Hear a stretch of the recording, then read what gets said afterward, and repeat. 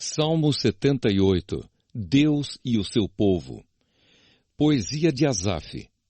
Meu povo, escute o meu ensino e preste atenção no que estou dizendo, pois falarei com vocês por meio de provérbios e explicarei os segredos do passado. São coisas que ouvimos e aprendemos, coisas que os nossos antepassados nos contaram.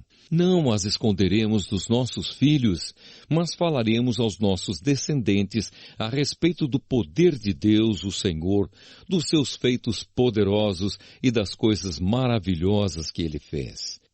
O Senhor deu leis ao povo de Israel e mandamentos aos descendentes de Jacó. Ordenou aos nossos antepassados que ensinassem essas leis aos seus filhos para que os seus descendentes as aprendessem, e eles, por sua vez, as ensinassem aos seus filhos. Assim eles também porão a sua confiança em Deus, não esquecerão o que Ele fez e obedecerão sempre aos seus mandamentos. Eles não serão como seus antepassados, um povo rebelde e desobediente que nunca foi firme na sua confiança em Deus e não permaneceu fiel a Ele. Os homens da tribo de Efraim, armados com arcos e flechas, fugiram no dia da batalha. Os israelitas não cumpriram a aliança que Deus havia feito com eles e não quiseram obedecer à sua lei. Esqueceram os milagres que Ele havia feito na presença deles. Diante dos seus antepassados, Deus realizou milagres na planície de Zoan, na terra do Egito.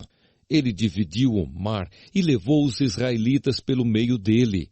Ele fez com que as águas se levantassem como muralhas.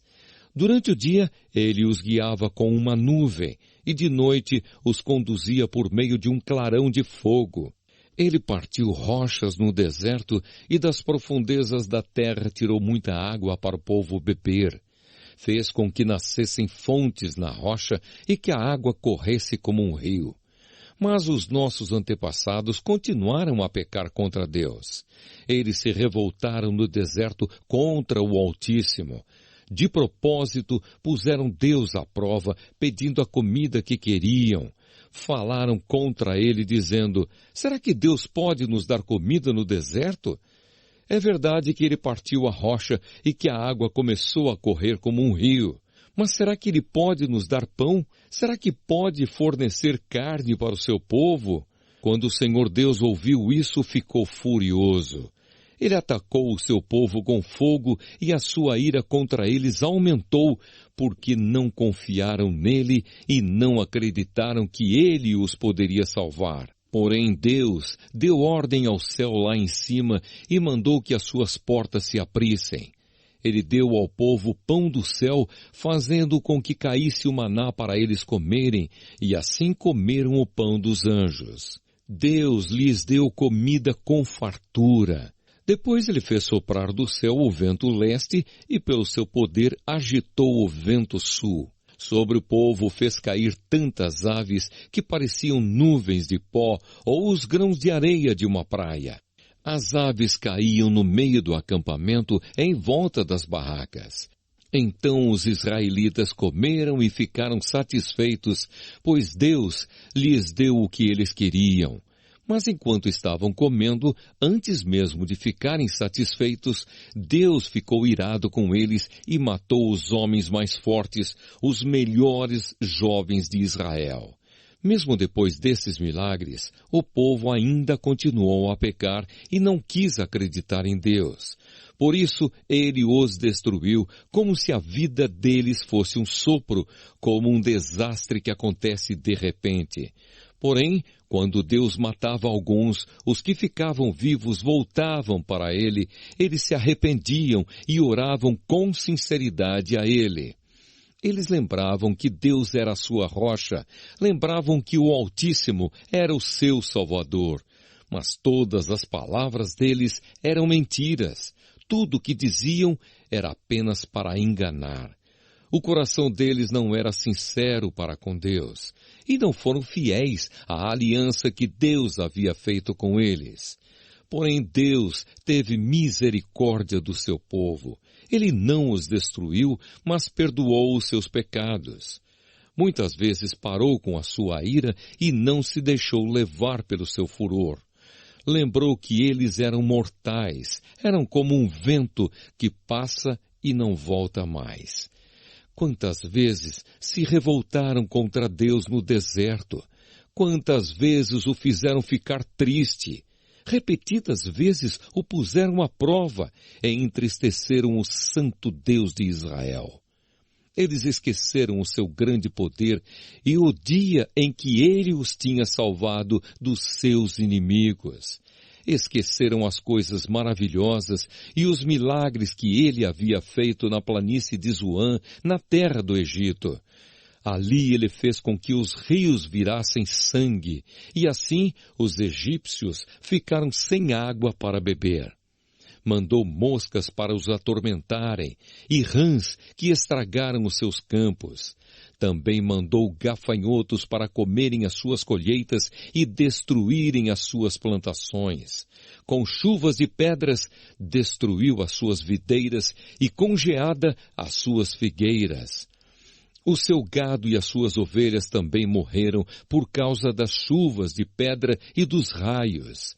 Ele os destruiu com o fogo da sua ira e com o seu grande furor e a sua maldição, que vieram como mensageiros da morte. Ele não parou com a sua ira, nem deixou que eles vivessem, mas os matou com uma praga.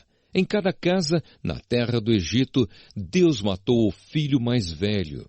Depois, como pastor, Deus conduziu o povo de Israel para fora do Egito e o guiou pelo deserto. Ele os guiou com segurança e eles não tiveram medo.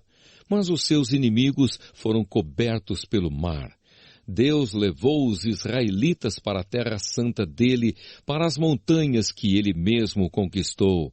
Ele expulsou os moradores daquelas terras enquanto seu povo avançava.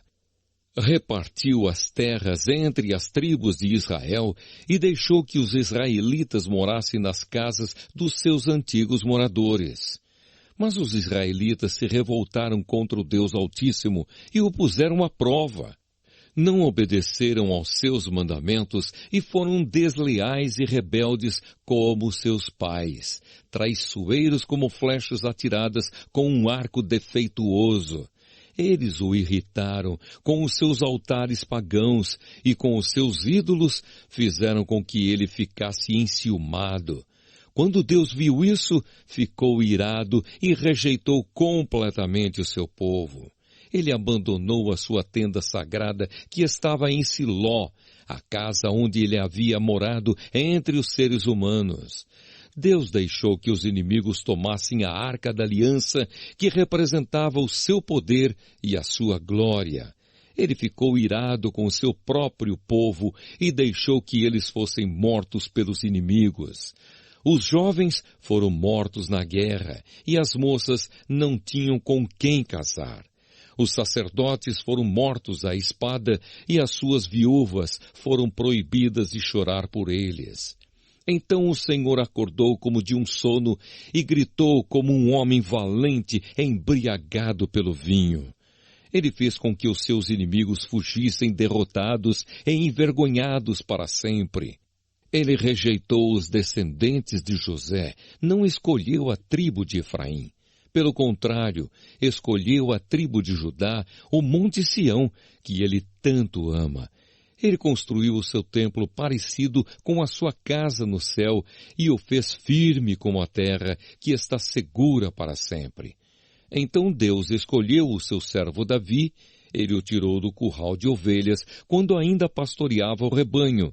Ele o pôs como rei de Israel, como pastor do povo de Deus. Davi cuidou deles com dedicação e os dirigiu com sabedoria.